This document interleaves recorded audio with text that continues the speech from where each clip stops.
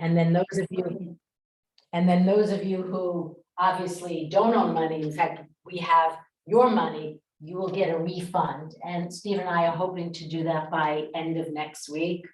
And you'll get it, we'll send out an email either by Venmo, Zelle, or check. Some of you will get refunds because of the class card, etc. So I think that's all I have to say about that. Okay, so let's begin. Sit upright. Sit in such a way as we did last week that you feel your spine. So gather the skin at the back body, cinch in the skin below the shoulder blades. So you feel kind of, if I were to be in your room and I was taking my hands to the bottom of the shoulder blades, they would be cinched in. The skin would look like my hands moving into the median line. And then you'll feel your spine. When you feel your spine, you're more likely to remain upright in this dignified manner. And then lightly take the hands to the roots of the thighs. Relax the upper arms. You know, the shoulders, the upper arms hold a lot of tension as we tend to hike up the shoulders. So just sense the upper arm drapes, like the upper arm is part of a hanger. If you'd like to close the eyes without dropping the chest. But if the eyes are closed, sense that you're still taking in the room from the outer corners of the eyes, so that this will help the forehead skin spread and it won't contract the brain. You know, generally when we're focused on something and the eyes are centered at the very middle of the eye, we tend to be more narrow-minded, literally and figuratively. So see that you're taking what I would call a wide view. Let the eyes spread. And if the eyes are slightly open, or you can try it with slightly opens, you can take in the whole room so you're seeing the sides of the room. You're not getting narrow in the mind. And just sit again, feel the touchstones of the pose, that part of your body that makes contact with the earth. Most of you are seated, cross-legged, so feel about a quarter size of the buttock bones pressing into the earth. And then again, lift the side ribs. Find your spine again without narrowing your eyes or brain. And just knowing that you're sitting in community, in a posture, as I said, that's noble and upright and dignified. Knowing that you're here today, all aspiring to know the truth of things.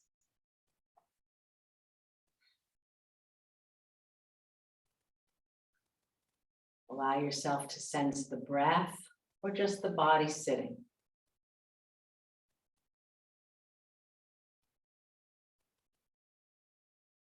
Soft, even inhalation, soft, even exhalation. Let the movement of the breath take you to a restful, easeful place, balancing that quality of attention with that of relaxation.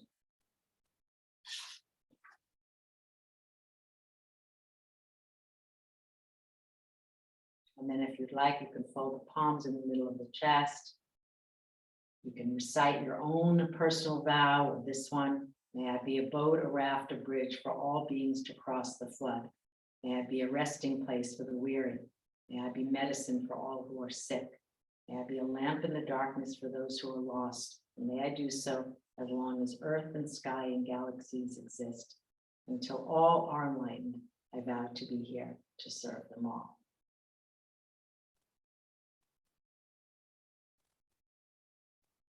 Lift your palms, lift your gaze, and stretch out your legs. So we're going to start, as we've been doing for really definitely since COVID, not so much in the studio, do Supta Baddha Konasana with either flat or, as we did last week, with one bolster. Those of you who are able, if you don't have any knee issues, I'd rather have you do Supta Virasana because that will help you in the sequence. So you're sitting in Virasana, do one arm position of your choice, and go backward. Hi, Beth, Lana, Lindsay, Peggy. Nice to see you all. All right, So, and remember, oh, Luna's not here. I hope Luna's not in Aqaba. They had a tragic accident. Okay, so now you're in Virasana or in Baddha Konasana. She's not, she's in Amman. Yeah, I was reading The Guardian yesterday about the accident. That's terrible. Okay, so here you go. When you're ready, get situated. And I will say, listen, those of you in Virasana, belt is optional, but spend some time. You can sit on the bolster initially and bring your weight to the baby toe side of the foot and the outer shin, because that will help you. It's helpful for the knees to turn inside out and then go back. The way you see wants to roll to the big toe side. So spread the toes. You can look at your feet to see that they're pointing straight back. Carol, that's fine. Supta Baddha Konasana. If your outer thighs get crampy in any way, then you can support the outer two thighs with your blankets. So I want this to be restful. So if Virasana doesn't come easily, then do Supta Baddha Konasana. Because the main purpose of this is really not to do anything. It's about undoing, even perhaps in the little time that you've been up. I don't know. I mean, everyone's different. Some people get up very early, in which they're already come to class with an active mind. Press the feet strongly and widen the thighs away, and then you can go back. Those of you who need a blanket underneath your ankle, take it. That will help not to distort the feet, and it helps point the feet straight back. Inner ankles to outer ankles. Ground through, that's it, Lana, go, yeah. Ground through the feet, ground through the thighs. If you have a bolster nearby, put it on your thighs. That will help you settle into the pose. The first 30 seconds is challenging if you haven't been in this pose for a while. And those of you who are not reclining back but are doing Virasana, that's fine. And just sit in Virasana and do some arm work.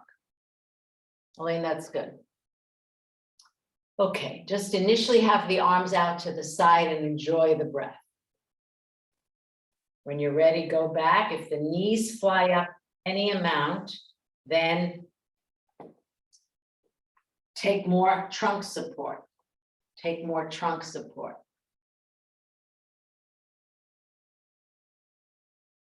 Hi, Nadia.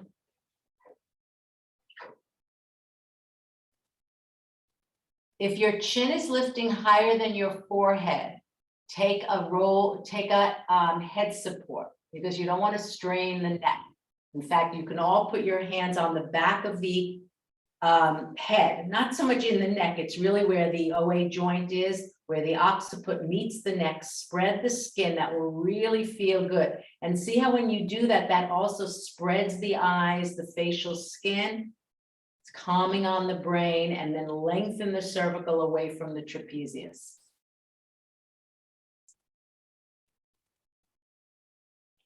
Nadia, so you're able to do dog pose now, right? So the first bit of class will incorporate some dog poses. Your shoulders, okay, okay. All right.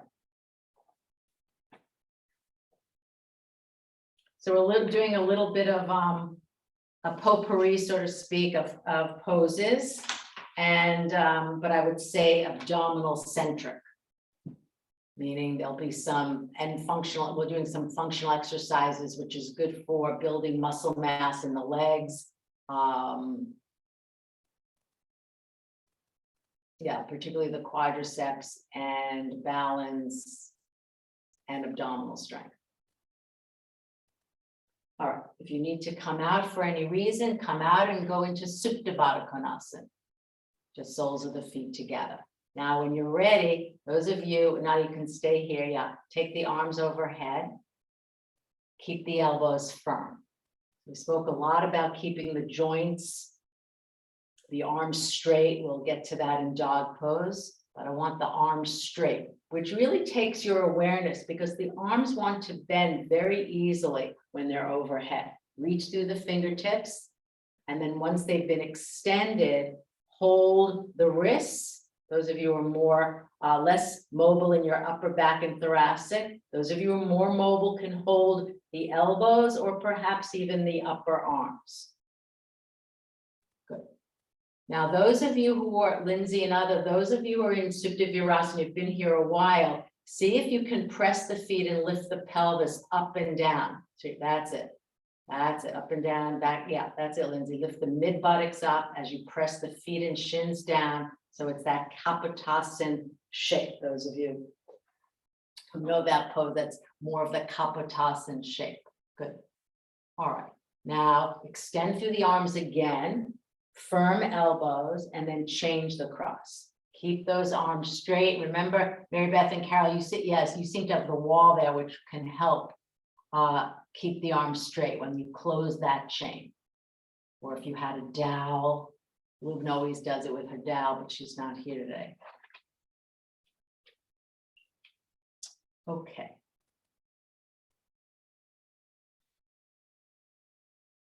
Now I'll take the Supta Virasana people out first. Nadi, you can stay a moment longer in Supta Baddha Konasana, looks like. Press the feet, shins, press the thighs down, lead with your chest, and then give a good stretch to your legs. Good stretch to the legs. And then two of my favorite ones we've been doing since 2020. Supta Swastikasana with the legs bent, swing to and fro in that manner, okay? And then we'll do Supta Swastikasana, all right? Quasi-Jeta first. Just go back and forth. Make sure the feet are apart. So you're bending the legs, feet hip width apart. Yeah, that's it, Carol. Make sure the feet are hip width apart and then go side to side for the groins. I'm doing this because many of you are in Supta Baddha Konasana, which doesn't access the groins as much as the people who are in Supta Virasana. Good. So this Ekapada Jeta, it's also good for the back. Gail and those of you, if you're anytime you're sitting for a long period of time, this is a good antidote. Okay, now just simply take the legs up to 90. We'll get back to Urdhva Prasarita Padasana, and then hold your feet. If you can't hold your feet, if your arms are short, get the belt. And now bring the heels as close into your buttocks as your knees will allow, and open up these frontal groins. This is a wonderful pose to do. Typically does not bother the knees. So for people who, I mean, there's ways to do Supta Virasana with the chair, but I find this actually even better for the groins than those modifications, Nadia. Just do these Supta Swastikasana for the groins. Yeah. Good. You're doing that for the hips, right, Nadia? Yeah, okay. All right, so you're in Supta Swastikasana. We'll change the cross after we do this. So again, it's true, and I've showed it many times, you can do Supta Virasana modified, on a chair, but I think you'll have more access to the groins if you were to substitute this pose, Supta Swastikasana, for Supta Virasana. That's just my point of view. I'm sure other teachers have other points of view. All right, change the cross, which means take the legs back into extension. Well done. Change the cross and bring the heels in. If you're having knee pain, anyone with knee pain, you need to walk the heels further away from the pelvic floor. So it's a looser cross. Those principles that we've talked ad nauseum about, principles of decentralization. And now we didn't do it on the other side, but just extend through the arms as we prepare for Adho Mukha Virasana. Just charge through the arms as preparation for child's pose, but also for Adho Mukha Svanasana. Okay, stretch up. That's good, Beth. Stretch up to UPP again. Open the backs of the knees. I know it's challenging. Just at 90. Beth, yeah, just at 90. Good. Okay, now place the feet on the floor. Good, good. Okay, and then roll to your side. All right, now very classic beginning. Adho Mukha Svanasana. Adho Mukha Virasana, sorry. Jumping to the gun. Adho Mukha Virasana. So now you're on the tops of the feet, which is really more like Vajrasana. And then crawl forward. Look at your hands. Spread the hands, because we're doing dog pose in a very specific way. Imagine you were 20 fingers instead of 10.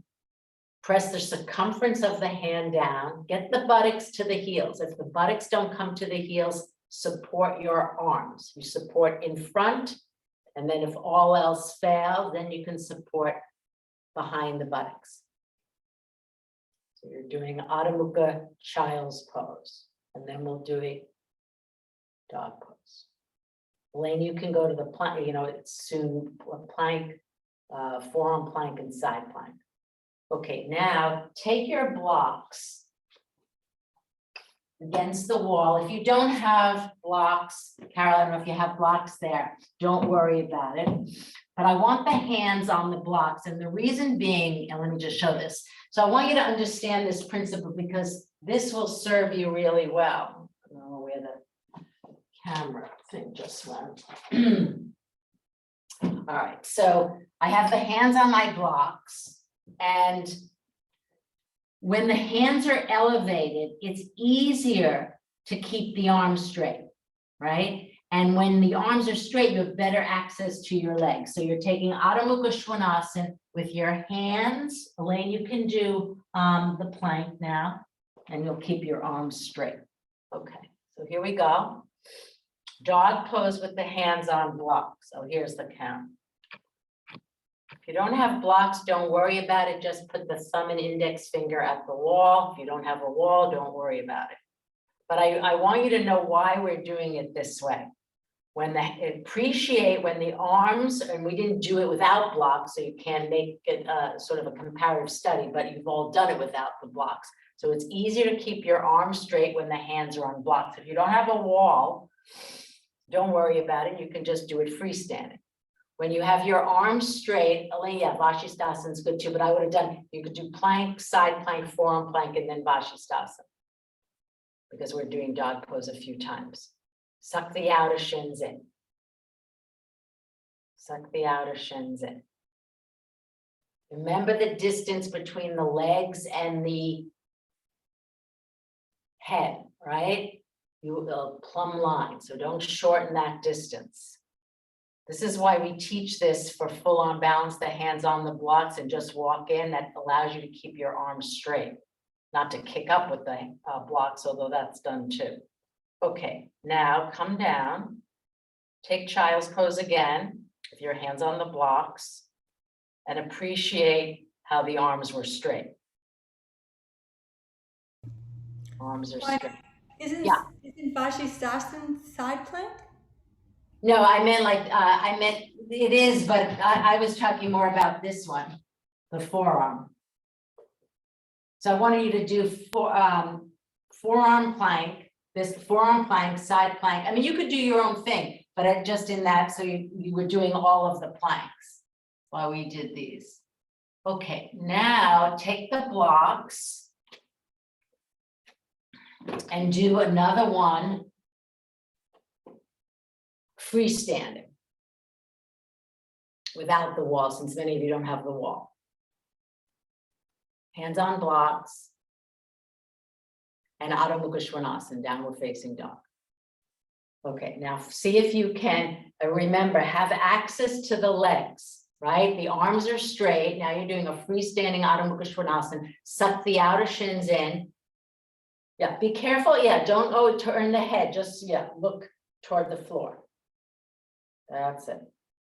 Spine long, outer shins in, outer shins in. Suck the outer shins in and move the spine in and up. See if you can sink the heels down.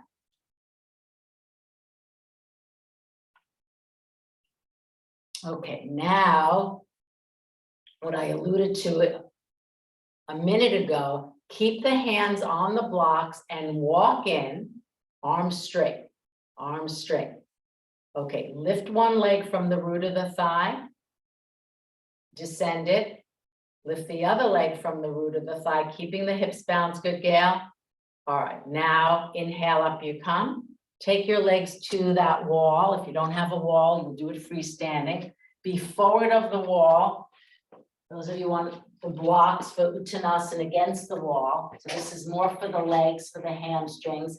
And you'll observe, you'll feel and see that the thighs are a bit bulky, right? When you're in Uttanasana, because the legs are perpendicular to the floor, the kneecaps, you'll feel the energy of the arches lifting and the kneecaps more acutely, but you'll also feel your quadriceps more. So I want you to appreciate it. Yes, you're doing a hamstring stretch, and the antagonistic muscle group is the quadriceps. You can feel this, Elaine, you can do Uttanasana now, because we're doing, yeah. I want you to keep, just observe how the kneecaps lift, how the arches lift. And you'll feel the bulk of the thighs. Okay, now walk forward of the wall. Walk forward, inhale up, you come. All right, one quick dog pose, and I want you to observe. So this is just kind of a comparative lesson in dog pose. When the legs are at an angle like dog pose, you don't have to do it with the blocks. Now the thighs feel much sleeker. Again, see if you can sink the heels down so they don't have that bulkiness of what you just felt a moment ago. So just observe that. Observe that sleekness in the legs. That sleekness in the legs. Good. So there are many ways to do Adho Mukha Svanasana, making these comparative studies. Today is more about these three for the quadriceps. Get the heels down as you suck the outer shins in. Keep reaching the toes toward the wrists. Extinguish the angle between the upper arm and chest. Good, Nadia. All right, now walk the feet toward the hands. Take Uttanasana, head down. Just descend waist, side, ribs, and head. Bring the hands in line with the feet and go down. If you want to hold the back of the leg, that's fine too. The classic position just is with the hands beside the feet though, just to know. That's good, Nadia. Okay. Now, inhale up, you come. Take your brick, and we're going to do Tadasana with the block between the thighs, not the knees, hugging the block from the outer corners of the hips, from those indents. Not sure where this is going.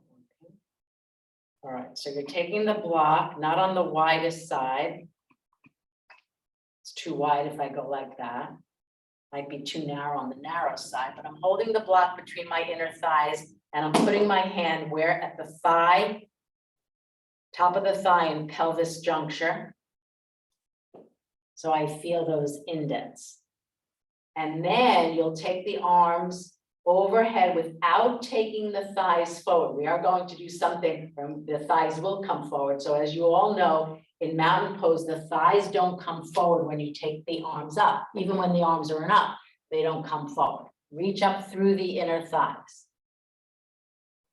I want to see these blocks. Gail, that's good. Feet can be hip width apart or together. Some of you I see have the feet together, some apart, it's fine. If you have back issues, feet should be apart. Raise the arms overhead. Good. Now take the arms down by the out to the side in line with the shoulders, still have the block, and then with movement to Urdhva Namaskar. Because we'll assume this Urdhva Namaskar arm position when we do Utkatasana.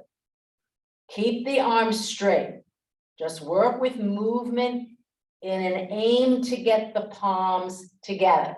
If you're having a struggle in pressing the palms equally, take the hands here. I find that way easier, but some people prefer in front of the chest, get Namaskar and go straight up.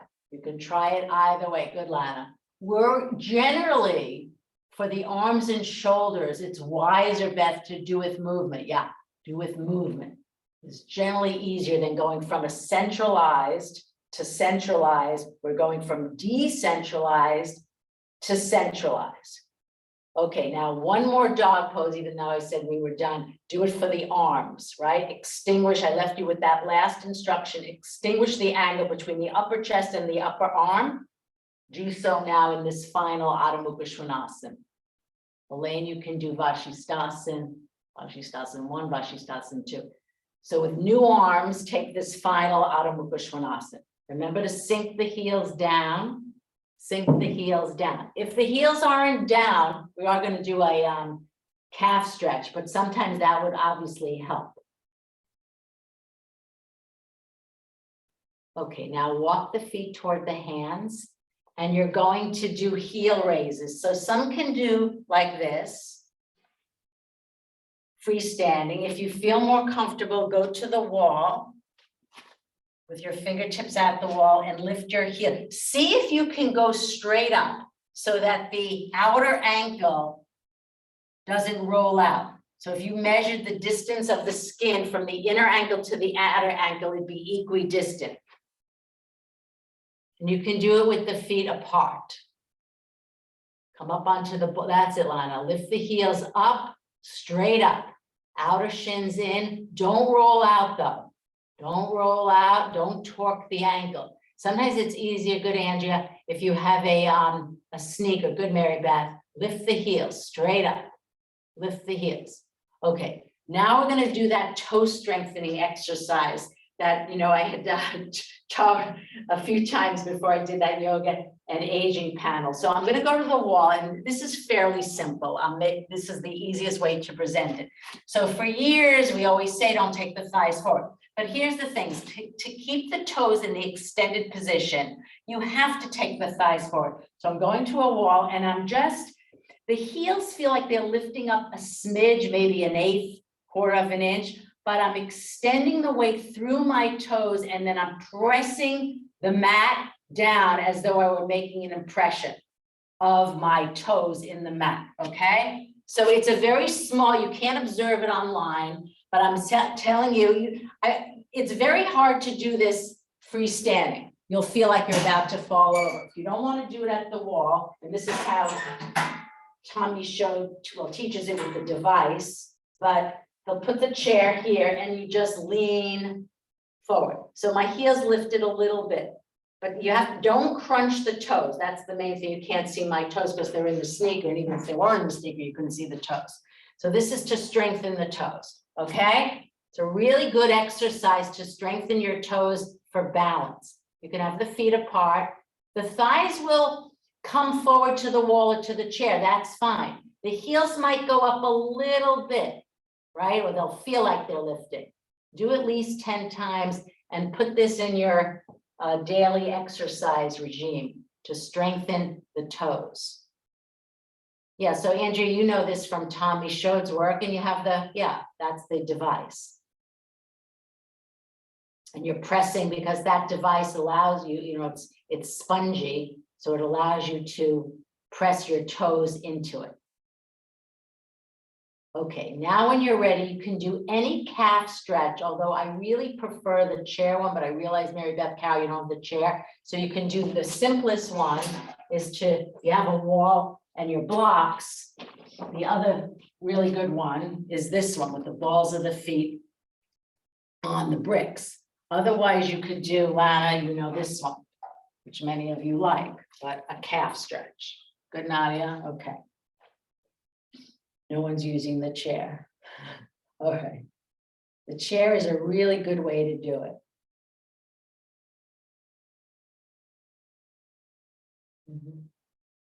Okay. Now Beth, take the chair. The other thing that Nadia, I don't know how you feel about this, but we seem to forget about molossin when it comes to stretching the calves. I find it a very good way to do molossin, plus it's really great squatting for overall, for many other things. So if you're able to squat easily, like I'm doing now, this can be wonderful too, because it gets that heel down and that back, the calf muscle can elongate. So just squat on your haunches. Heels are down, feet are parallel. Feet can be hip width apart, which is easier than together. Good. So squatting is really wonderful to just, I find it very calming to just sit on the floor and, take something that I'm doing and just read it or whatever. So to spend some time squatting, good Gail. You could balance by taking the arms out to the side and just consider perhaps, reading the newspaper in this manner. You know, here's the newspaper. If you're reading a newspaper or if you're on a laptop, you can do some of your work squatted. It's just a way of incorporating some of these poses into your throughout the day, especially for those of you who don't have time to take on an hour, 30-minute practice. Okay, now to come out, simply sit down, the very best way versus coming up, and stretch out your legs in Dandasana, feet hip width apart. Okay. Now again, feel the bulk of the thighs, because in Dandasana is the seated pose, actually to what Tadasana is standing, so that you can feel that bulk of the thighs extend from the inner knee to the inner heel as you extend out through the arches and through the heels. Okay, now you're going to feel that same bulk of the thighs. So this is really important. Those of you who didn't attend the Yoga and Aging seminar. As we get older, but it happens, not necessarily at 60, but a lot earlier, we lose muscle mass. And there are certain exercises you want to do to improve muscle mass. You also probably want to increase your protein intake to about 40 to 50 grams a day. All right, so now you're going to do, and we've done this many times, but we're going to hold it, what I'll call a wall Utkatasana. So you're standing away from the wall like we did in Uttanasana. We didn't do Uttanasana. You're going to sit down. Again, you can feel the bulkiness of the thighs. See how my knee is over my ankle and my inner knees like Virasana are turning from the inside out. Trace the line of the skin from the outer knee to the outer hip. And then let's see if we can all stay about 2 minutes. If you can't stay 2 minutes, you can go up and down. I also find that lifting the heels up, toes up, will help. It moves the shins back, and then when you're ready, go down. What? Don't let the knees roll out either, nor in, not out. Mary Beth, yeah, run those 4 corners of the knees pointing straight ahead. And just relax your eyes. Put your hand now on your navel band. We'll do something similar. And the navel is drawing back. You're not pressing the lumbar spine into the wall, but the abdomen draws back away from your hands. Just observe that. That's the action that you need in Utkatasana. Toes up, heels down. Pressing the heels into the earth will help. Turn the inner knees to the outer knees. Those of you who want to make it a little more challenging, you can raise the arms up to lift the trunk out of the pelvis, which is a healthy action on the hips. Otherwise, you can keep the hands rooted on the tops of the thighs. Make sure your eyes, your throat, your tongue is relaxed. If you need to come up, good gal. And then go back down. Those of you came up, and 30 seconds longer. Abdomen back, side ribs long, armpits thin, eyes relaxed, feet long, feel broad, arches lifted. And now everybody inhale, come up. Okay, that was good. Many of you stayed for that length of time. Now try this. So that was like a chair Utkatasana. I'll call this a wall Utkatasana. So this one, I taught this right before our class, that panel, not the panel, the aging one that I did.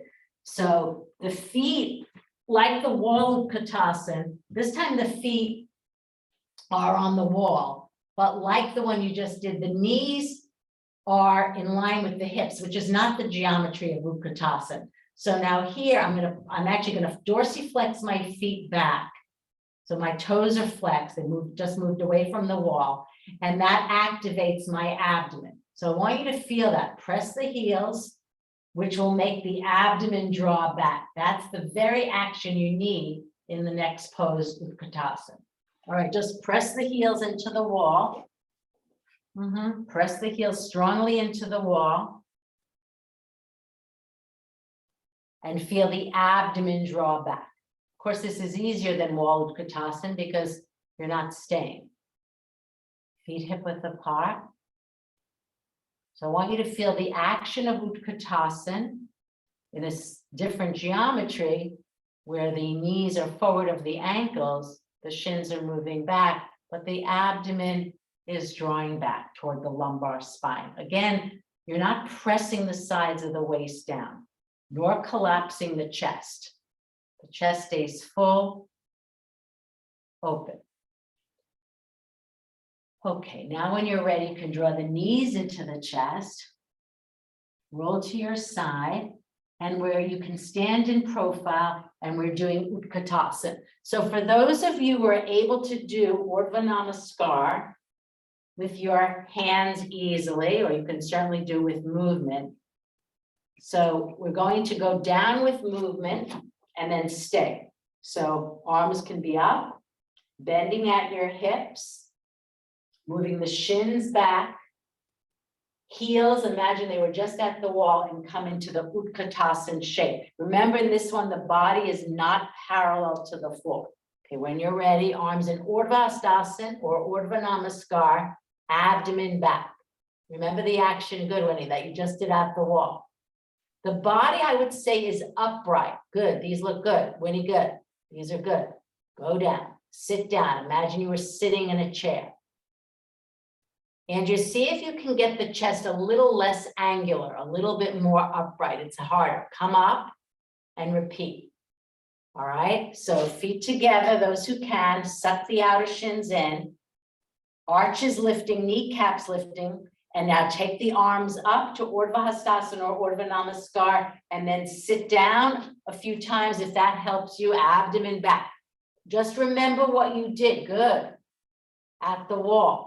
Buttock flesh moving to the backs of the knees. The chest is not 90 degrees. It's a little bit angular in nature, but not like I would say 45 degrees, maybe like 70, I would say.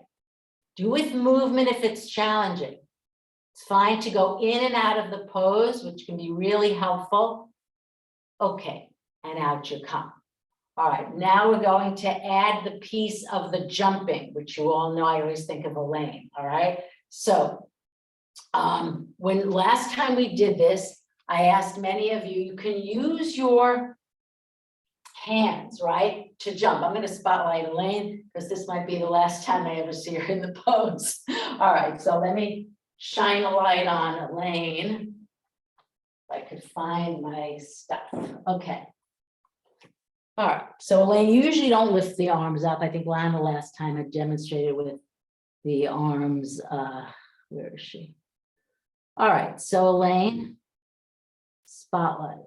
There you go. So let's see, you're gonna lift up. Now, Nancy's not here, but you know, she usually does it. It's easier in a sneaker. Okay, your arms are up and you're gonna jump up and down. That's good, good. Lift up, yes. Unbound by earth. That's good, Elaine. So this is really good because it's impact, and impact has ramifications on bone health. You know, people who have osteopenia, people who have osteoporosis, this can be very helpful. It's not just weight bearing that's critical, it's impact. Okay, Elaine, and again. It's really good. She gets a good amount of height. Now, those of you who cannot do this, and there are issues to not do this, especially without sneakers, like back issues, not so much knee issues, but back and foot issues, then Elaine, go just show the heel raises again, if you don't mind, with chair or not. You can show them, no, just heel, just, you know, lifting the heels up. Could do that, could do, but this is, yeah, an upright. Yes, that's it, do that. So if anyone's back has been bothering you, don't do what Elaine did and do this. Okay, here we go. Thanks, Elaine. So I'm unspotting her and you, thank you. Okay, here we go, a few jumps. See if you can jump, Lindsay, high, high, high. The higher you can. If anyone's having back issues, good, Nadia, yeah, jump up. Jump up. You can use your arms, Lana, in that manner. The arms can go down by the side. Some of you are taking the arms down by the side. Peggy, that's good. The arms, yeah, not be by the side. See if you can get tremendous height. Tremendous height. Tremendous height. Okay, now I'm going to take this one step further. I'm going to spotlight Lindsay because she's here today. I want to show you how she jumps the feet apart laterally, which is harder, I think, from Utthita Hasta Padasana. So Lindsay, let's take you on spotlight because we haven't done this in a long time, actually. So this is another impactful position. All right, so you're going to stand in Samastiti. We haven't done this in a super long time, but you're here, so I want to show it, and it's relevant today. You're going to bring the hands to the level of the chest and jump. Again, those of you who have back issues, foot issues, you're not going to jump. You can just kind of step out. That's it. Okay, and again. Yeah, so she gets a lot of height and back. Notice how the legs are bent on the aerial, on the entry, and can be bent on the exit. Bend and jump. And then bend and jump back. Okay, so a few like that. Thanks, Lindsay. So we haven't done this. I'd like to see that again for impact. Again, those of you who have back issues, foot issues, then just step the feet apart. Okay. So a few jumpings from Utthita Hasta Padasana and jump and jump. Okay, again, if it's bothering your feet, it's good to wear a sneaker. You're going back to the center a few times. I know it's challenging and it requires energy, but a lot of us as we get older really resist this jumping. It's challenging on the joints. If you can't get the feet too wide apart, not a problem. Don't worry about it. Okay. All right, now to continue with the feet and the quads, let's do this. So this is, I think, Gail, in the article that you had sent me, they said if you had to pick one exercise, what would you do? And it's the squat. We had, I think, Alana or Lindsay had demonstrated this a bit time ago. So I'm going to show you from frontal view. I'm going to slightly turn my toes out a little bit. Just you can't see it, but my toes are slightly turned out like this. And then I'll show you from profile. And then the chest is more angular in this than it was in Utkatasana. So watch. I'm going to put my hands here. Of course, you could have a dumbbell. Those of you who have weights, you can do that. And then I'm going to go down. And I go down. And I go down. Okay? All right, let's see. The knees won't come as far forward as they did in Utkatasana. They may not be in line with the ankle as the wall Utkatasana though. That's it, go down. That's it, and go down. Maybe 10. So usually when I do these, the counts are about, he does about 20. And then he'll hold for 10. So at the top of 10, hold it, 10, 9, 8, 7, 6, 5, 4, 3, 2, 1. Come up, another 10 with a 10 count hold. Here we go. Go down, up and down. Enjoy it. They say that this is the very best exercise to avoid future pain, meaning sarcopenia, loss of muscle mass. Go down, go down, go down. Those of you who have a dumbbell or a weight, you can use that. All right, now stay down. Mary Beth, you can go a little lower. So watch the chest. So it's not so much here, right? It's more angular than Utkatasana, more angular. All right, we'll work on this Friday. All right, now up you come. Now give the legs a good rest in Virasana with the block. So we're resting the legs. Virasana is a wonderful pose for the arches feet, but it's also a pose of resting your legs. We've been here before, some of you. Rest your legs in Virasana. Use the blanket. Yeah, if you're having trouble with the knees, put the blanket in between the knees. Or have belts, turn the inner knee. So Gail, we're in Virasana, just resting the legs. Now, the other thing that I like to do, so I tell you, I love Malasana, is to move from Virasana, and again, this is restful for the legs. So I'm here in Virasana, and then I shift my weight slightly forward. I come up, you know, I'm just taking a pit stop in toe squash, and then I go back to Malasana. So for those of you who can, see if you can make that one movement, all right? So you're in Virasana. Shift the weight forward, tuck the toes under. You can make a pit stop in toe squash. That's not a problem. You can do it all in one motion or not. And then stretch back from the arch to the heel and do Malasana. And again, it's very restful for the legs. And then repeat. Virasana onto the tops of the feet. It's really good for the ankle joint. And then go back to toe squash. And then Malasana. Those of you who have trouble with Malasana, you could put the chair in front of you and hold the front legs. Okay, one more time, Virasana. Toe squash, which is kind of like a Vajrasana iteration, and then back to Malasana. Okay. Now Sankatasana, you're going back to your brick. And then you can take the brick from the Virasana position, make it on the tall side, tuck the toes under. So now you're in toe squash. And then shift the weight slightly forward and raise your thighs so they're parallel to the floor. Come up so that the thighs are parallel to the floor. That's it, Lana, good. So that's Sankatasana, where the thighs are parallel, good. See, the hard part about Sankatasana is getting the feet absolutely perpendicular to the floor. Spread the toes. Okay, and now sit back down in Malasana. Rest the legs. All right, stretch out the legs, Dandasana. Again, feel that bulkiness in the thighs, which is a good thing. All right, then you're going in your chair. Mary Beth, okay, Carol's not here.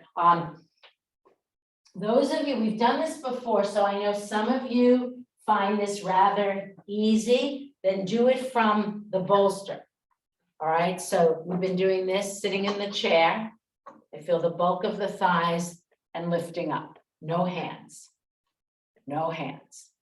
If this is easy, do it from the floor, but the medium, the Madhya position is doing it from 2 bolsters or 1 bolster. So you're sitting on the bolster and go up. It's a little bit more challenging on 1 bolster. If it's impossible with 1 bolster, do it from 2 bolsters. That's it. So use the feet and come up. No hands, so you're not using the hands on the floor.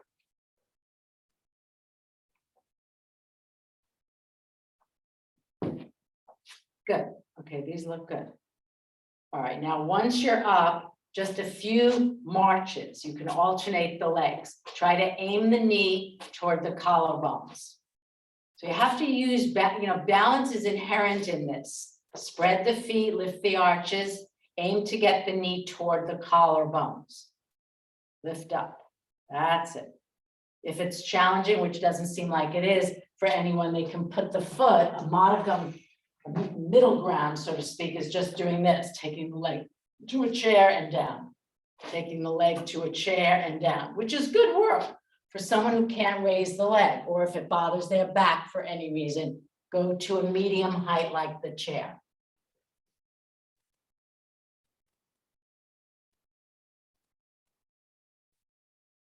Keep lifting. All right, good. All right, now show this from behind. This is an eccentric contraction of the hamstrings. It's like you're kicking your heel to your buttock. You're kicking your heel to your buttock. 20 of those if you can. Kick the heel to the buttock.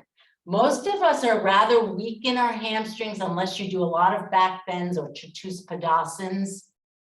Bridging, which is wonderful to do, especially bridge where the feet are elevated. Yeah, kick the heel, good, Lindsay. Bring it to the buttock. Nadia, good. Bring it to the buttock. So this is a little bit different than Tita Bektasin, which I teach you the more static stretch, this one. Now we're aiming to, you'll feel if the hamstrings can cramp in this, that's not a problem. It may be painful in the beginning, but it's actually a good thing. So you're strengthening your hamstrings and to some degree the glute muscles. All right. Now we're going to go a little further with the abdominal work, having addressed the thigh work. Take a belt, and we're doing Supta 1. Those of you of the wall, start in the classical way with the legs bent, especially for the back. Extend one leg, get the length to that lower spine, and then extend the other leg. That's the very best way to start. Okay, have the belt nearby. So we're doing Supta 1, 2 iterations with belt without. So from here on in, I want to dress the abdomen. All right, and then take the right leg into Ekapada. You need a blanket for your neck. Take it for your head. All right, put the belt across the arch of the foot. Start at 90, like you did in Urdhva Prasarita Padasana. Assess your side ribs, the evenness of the ribs, the evenness of the hips. Remember that compacting of the hips when we held the brick between our hips in Tadasana. And now move the leg. Move the leg. Those of you who can hold the big toe, although it might be a little harder because we didn't do that much. We did some hamstring work on the Uttanasana and dog pose, but those who can or hold the foot. Remember, you're going to feel that bulkiness in the quad. That's fine. You're going to feel the abdomen moving back. That's fine because the leg is beyond 90. So part of the mover of the leg is the abdomen. That's how the leg, it's not just a function of spinal muscles and hamstring, the function of the abdomen moving back. Again, not pressing the sides of the waist on the floor. You can hold the sides of the foot. You don't have to lift the head or the chest. But those of you who are particularly mobile, watch how that outer right hip wants to lift up, hike up toward the right side of the waist. Press the thigh back. You can use your right hand to do so. Cut the outer corner of the right hip down and make the right side of the waist even with the left. Okay, now bring the leg back down. Take Ekapada again, same side, right side, knee in. All right, now without the belt, take the leg to 90. Now without belt, in the same way you just did, move the leg. Now find the action of the abdomen that you did in the wall Utkatasana, the wall right angle, the chair squat, and the one with the feet on the wall. Remember the one with the feet on the wall. So I'll call it supine Utkatasana. Can you move the abdomen back? Move the leg more toward your chest. You're going to feel your abdomen even more acutely than the first iteration with the strap. Won't keep you too long, but keep moving the leg in a smooth pattern. So it's not going forward and back. It's just moving forward, moving forward, moving forward, moving forward. Okay, now take Dvipada, both knees into the chest for symmetry. Extend through the core of the right heel. Keep the left knee in. Have your belt. Putting the belt in the same place as we did on the right side. Take the leg to 90. Assess your evenness in ribs, compactness in hips.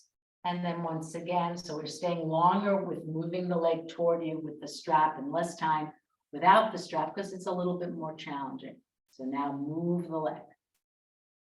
As you move the leg beyond 90, observe the action of the abdomen moving back just as you did in that supine Utkatasana iteration. That's it. But remember to keep the left leg straight. So open the back of the knee.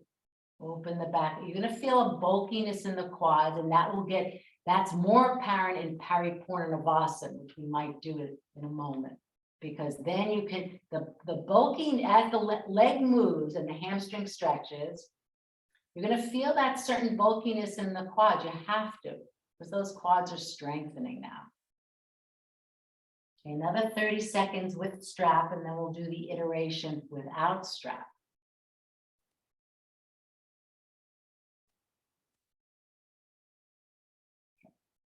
If you need to take a Dvipada in between because it just feels good for symmetry, take it, and then go back to let go of the strap, take the left leg to 90, without strap, move the leg. Okay. That's it. Keep going.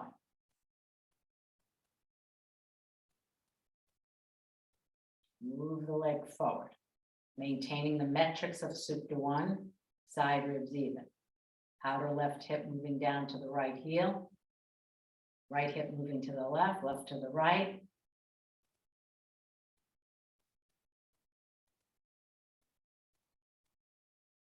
Good.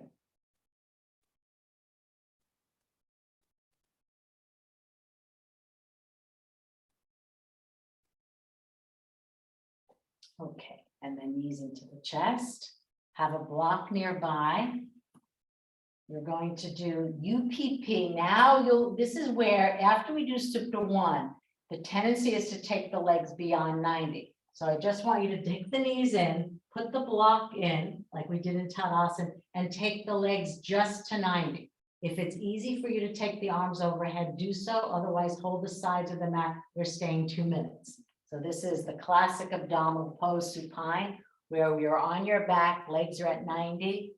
Arms can be overhead, abdomen draws back. Find that same action that we did in supine Utkatasana. The brick will actually help you clarify the action of the abdomen back, and for some of you, will help you keep your legs straight. If the legs start to go down, or if they bend, even with the brick, take the strap. Okay, stay at 90. Legs at 90. Hug the brick from the hips. Abdomen drawing back. So remember, the brick is between the thighs, not the knees. On that narrow side. Legs straight. Right at the top of the knee, press it back, go to length. Now, if you want to, you can do some exercises for the feet in dorsiflexion and plantar flexion. Dorsiflexion, plantar flexion.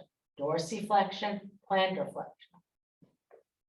That's it. So toes are down in dorsiflexion, toes are up. And it's true, they point up to the ceiling, but when they point up, make sure you don't draw the toes toward each other. Spread the toes in that plantar flexion. Could be, I know it's challenging if your toes don't spread easily. Stay for a bit. So the feet, the arches, the quadriceps, the abdomen are critical. Critical parts of the body for balance. Okay, 30 seconds longer, trying to hit that 2-minute mark.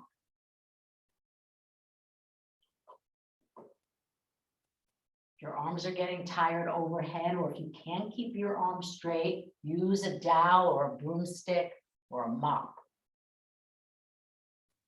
Hooking the thumbs will help you keep the arms straight. Having the hands pressing at a wall will help you keep the arms straight. I want those elbows firm, so you have no elbows and no knees. Okay, now take the brick out. Bend the knees into the chest. So if anyone has any neck issues, if you do rock and roll, and take the legs overhead, then I'd like you to just go back to Urva Prasarita Padasana or the Supta 1 iteration without belt. Otherwise, we're doing this one, which you all know. We've done this actually quite a lot. So some of you might need some support underneath your pelvis. So this is the one where you don't stay long, the toes will touch the floor. So the first one I always do with the hands holding the sides of the mat. I take my knees in, I'll bring my, so we're gonna go straight to straight legs, start at where we were, 90, and touchdown. And touchdown. So my legs come overhead because I'm engaging my abdomen, right? The hamstrings have been worked, so that's fine. If they don't touch the floor and you're using one bolster underneath your pelvis, then use another bolster underneath your feet.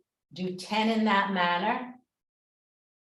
If your back is mildly impaired by this, I would do with bent legs versus straight, or build up the height underneath the pelvis and for the toes. So that's a way to modify. Good, Lindsay. Keep going. Keep going. That's it. Can do that version, Nadia.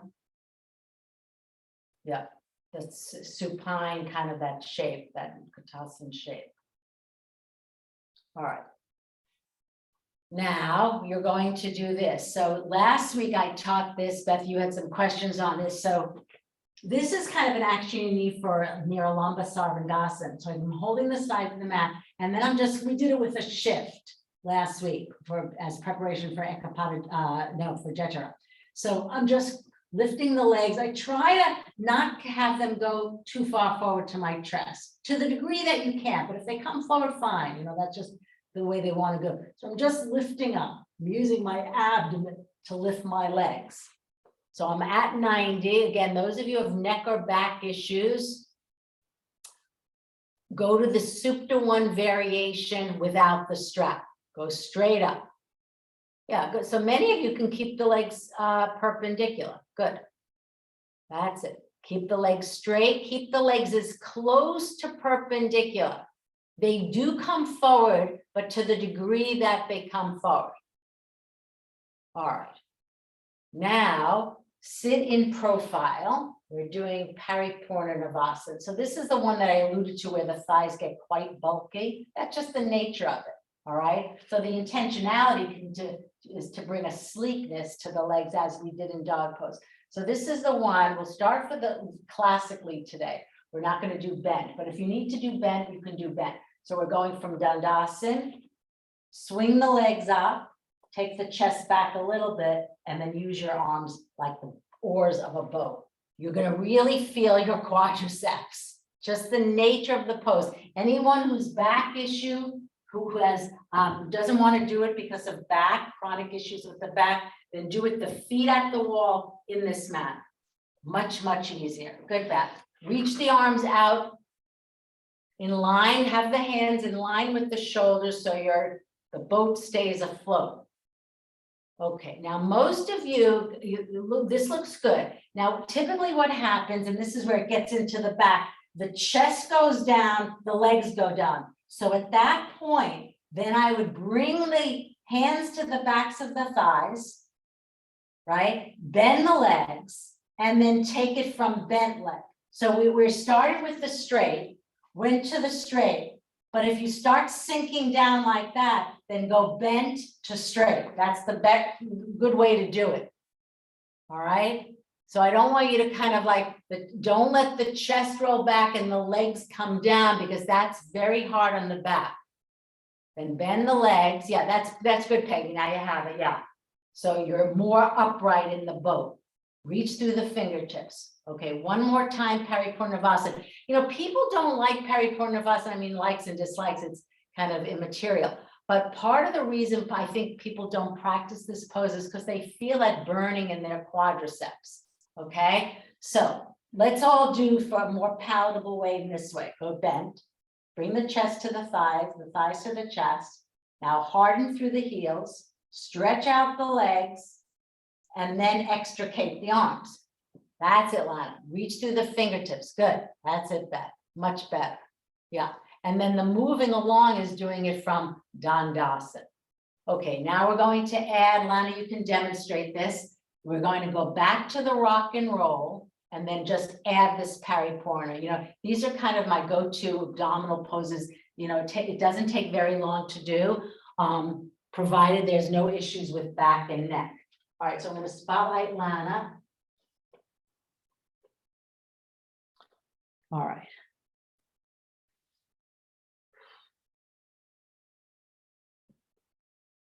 All right, so Lana, you're gonna lie down in the same, so lie flat.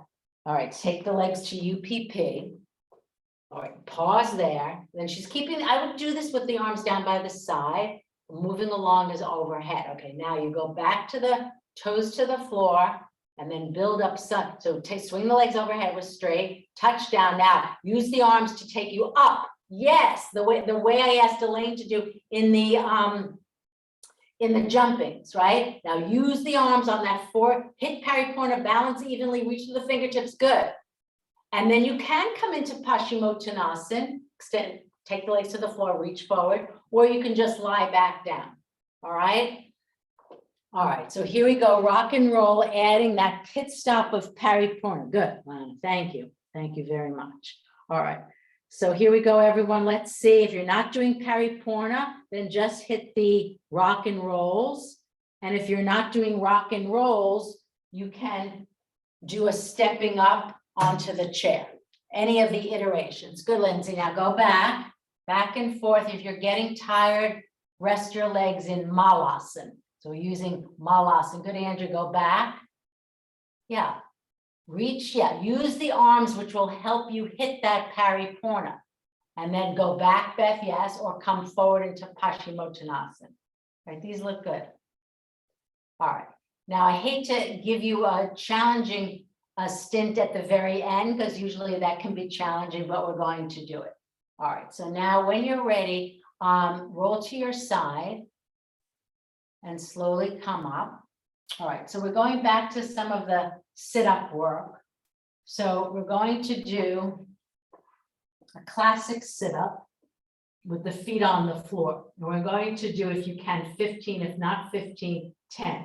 So as I said on Friday, the bottom of the shoulder blade, to the degree that you can, clears the floor. So you're really engaging the muscles. It's not just partial, right? Imagine I use the analogy of having an orange between the collarbones and the chin. So you're not pressing the chin into the orange. It's kind of free.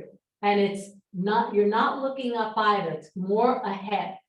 And you're doing 15, if you can, sit-ups. Again, use the action of pressing the heels into the earth. That will help. Don't let the heels get light. 10, 15, or 10. That's good, Beth. So you're coming up and down, not losing the hold of the, yeah, a little more. Most of you could lift a little more here at the bottom of the shoulder blade. I know it's tough if you haven't been doing of these. Keep the arms gently draped, so you're not engaging your neck muscles. Up and down. Those of you who have arrived at 10, see if you can hold for 5. Those of you continuing on for 15, finish with a hold of 5 and rest. Okay, now we're going to do that again. All right, 10 or 15 more. So we're doing actually 4 sets, but of different ones. So here we go. Lift the shoulder blades, abdomen moving back. Remember, try not to do it with the chin. Keep the neck muscles relaxed. We're doing 15 or 10. And at the top of the 15th or 10th, you're holding for 5. That's good. Lift up. If you don't like the hands in that position, you can put the fingertips to the forehead. That might be helpful for some of you. Fingertips to forehead. All right. Now we're trying another iteration. Watch. So now the shins are parallel to the ceiling. All right. And I'm going to lift up, lift up, lift up.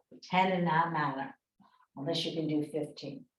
All right, keep the shins running parallel. Flex through the feet, dorsiflexion. Yes, good, Peggy. That's it, up and down.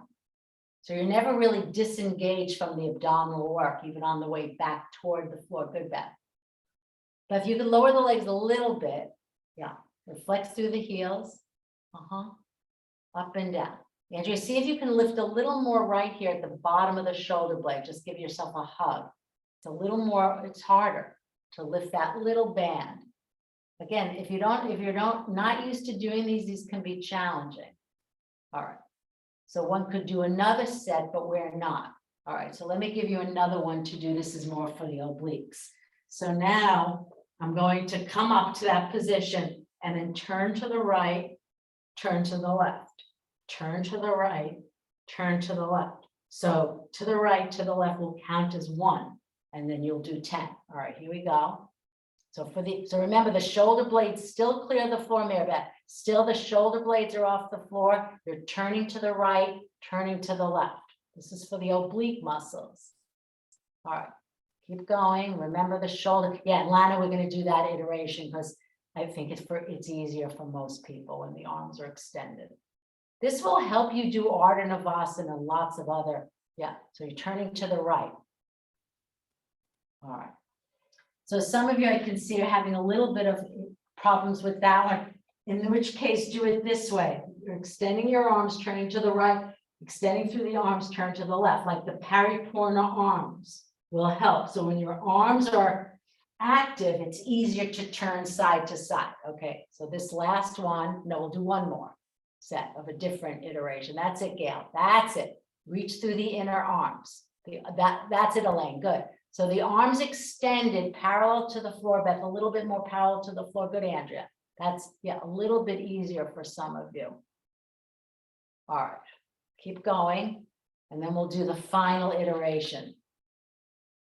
So I think in all, you know, if you do the way as I presented, it'd be about 50 of them in one fell swoop. And, you know, it only takes like 5 minutes. All right, so watch. So I'm going up, I'm pointing my right elbow to my left knee, but then I'm dropping my tapping. Show this from the side. I'm tapping my right foot to the floor. So I lift up, right elbow to left knee, touch down. Okay, so I'll do one. So it's like that. Okay, one movement. All right, let's see if you can do a few of those. If you're getting tired, just relax with the legs. We'll do that in a minute. Legs out. That's it. Good, Peggy. So toe, the foot comes to the floor. So good for the obliques. Yeah, Lindsay, you can keep the leg bent, of the foot that's coming to the floor. I mean, you could do extend the leg. That's even more moving along.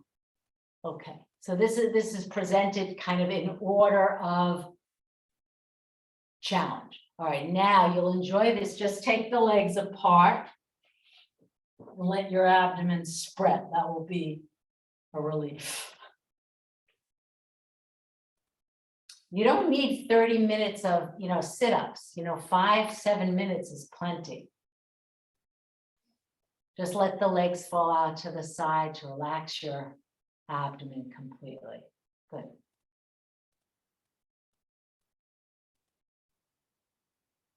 Take the soles of the feet into Baddha Konasana so that your inner thighs receive a stretch. Most of the, as you know, the abdominal work is generally done in where the legs are in adduction. So this is the opposite.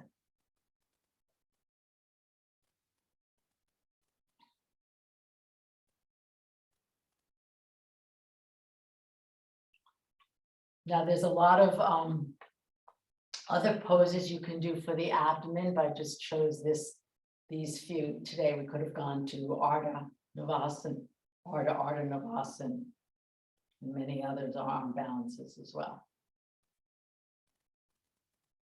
Now, hopefully you have your belt nearby, and we're doing our Supta Padangusthasana 2. So you'll start in Supine Tadasana, decentralize the left leg, put the belt across the ball of the foot, and take your right leg out to the side to relax the organic body. If you don't want to do Supta 2, you can go back to resting in flat Supta Baddha Konasana. That's it. Use the belt so that it's true, we're aiming to get the right foot in line with the right shoulder, but not at the expense of closing the right groin side to side.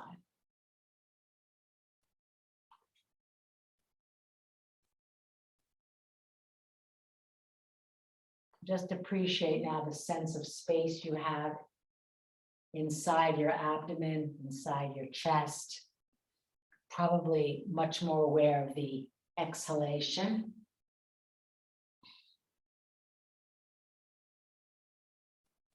Just take a glance at the right foot and run the baby toe side parallel to the floor so that that groin is real, right groin is really opening side to side. And then when you're ready, you can stay about the same, about 2 minutes on each side. Sit to 2.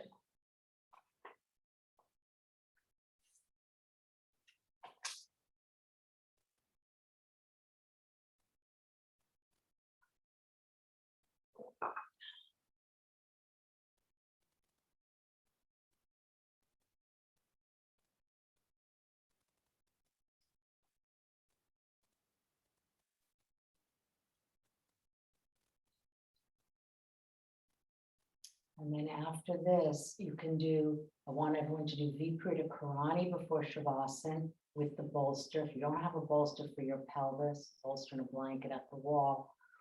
Or if you don't have a wall, you can do it with the block freestanding underneath your pelvis and the legs perpendicular. But with the block freestanding, you don't experience it from the organic body. So it's different doing it that way versus that's more like what I would call a supported Setu Bandha. But the way to do it would be, most of you, and we've done this quite a bit during this time, need a bolster about a few inches away from the wall, 4 inches, and the blanket. If you don't have the wall, don't worry about it. You can do a supported with the block on the high side. So this would be the setup. If you don't have a wall, you can do this. Some of you I know don't have a wall. So you take the brick, you can do a few rounds of Chatuspadasana. By the way, this is a wonderful pose for the glutes and hamstring as well. Place your block onto the high side, make sure the knees don't splay out.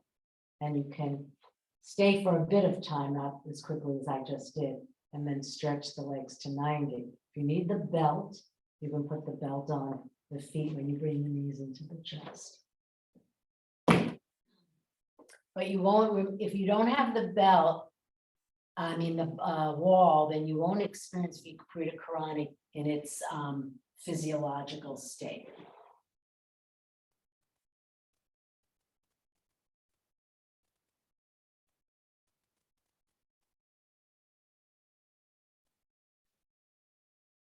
Yeah, do a few Chatusas. Yeah, that's it, Andrea. Yeah. And then, yeah, so we're doing the first leg position just with the feet hip width apart. Yeah, not together because then you can't feel the spread of the diaphragm. That's it, back. Go.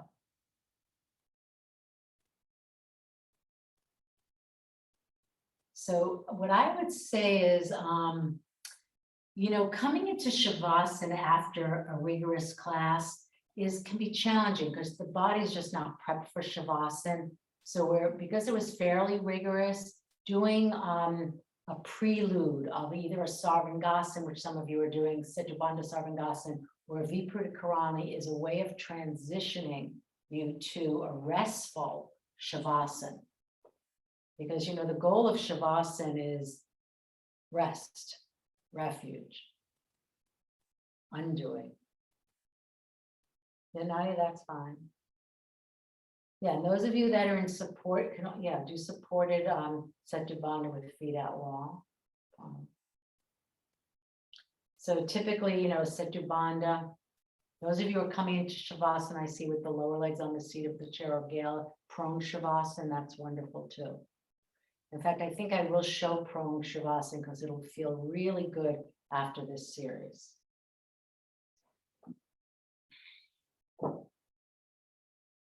I'm gonna have time to just briefly teach it. All right, so I know some of you are in Shavasana already, either prone or lower legs on the sheet of the chair. But if you're not, if you're still in Viparita Karani, you can come out head side or Setu Bandha with the pelvis up, take the brick out.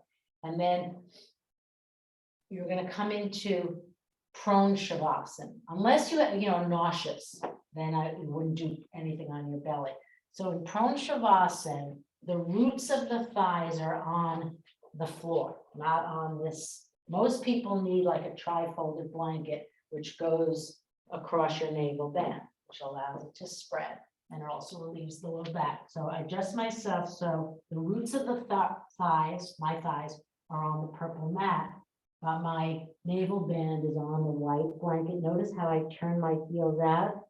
And to rest symmetrically, I form a pillow with my hands and rest my forehead. Some people will find, and oftentimes people need an additional blanket underneath their armpits, but that's hard to do for yourself.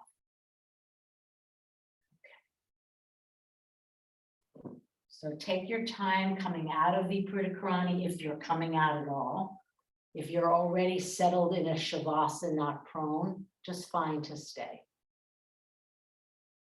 This will feel particularly good on your abdomen, provided you're not nauseous, and your low back.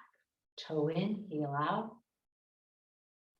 Turn the backs of the thighs inside out and just rest.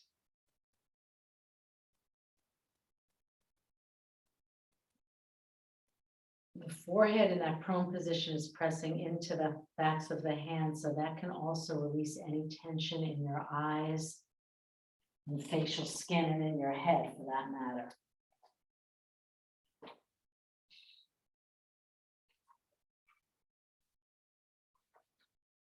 And just see if you can now dedicate the remaining minutes that we have to silence. See if you can dive under the waves of thought, the waves of a variety of mind states, and see if you can become the ocean that absorbs the waves. Become the whole versus a fragmented part, which is the wave. You can recognize the waves of thoughts, seeing them as passing, coming and passing, but trying not to identify with them and just seeing the waves as part of the whole. See if you can become the ocean and not the waves themselves.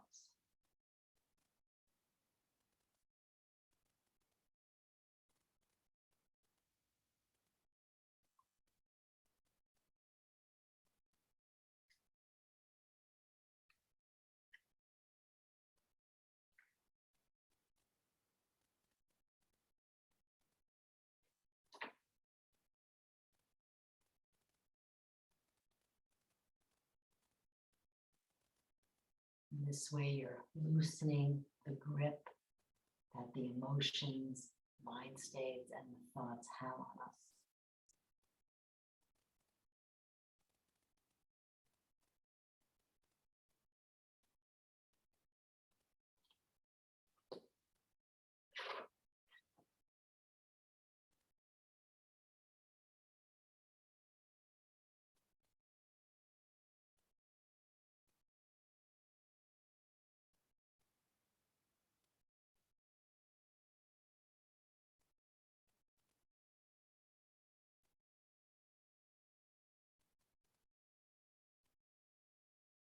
Those of you in prone Shavasana, if you want to sit upright, you can slowly go back to a child's pose, moving harmoniously to child's pose, pushing the floor away, and then coming back up to sit.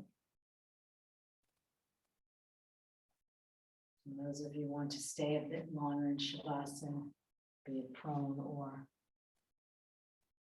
supine or on the chair, then stay. We have a minute or two, and I just want to just end a little bit after 2 minutes or 3 minutes to talk at the end. So sitting upright again, feeling that dignity and nobility of this upright structure, being aware of yourself sitting, but also aware of the community that we're sitting with.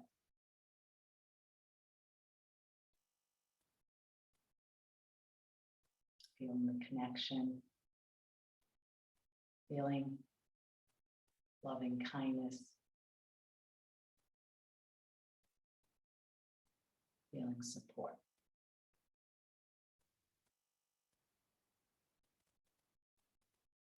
All aspiring once again to know the wisdom of things.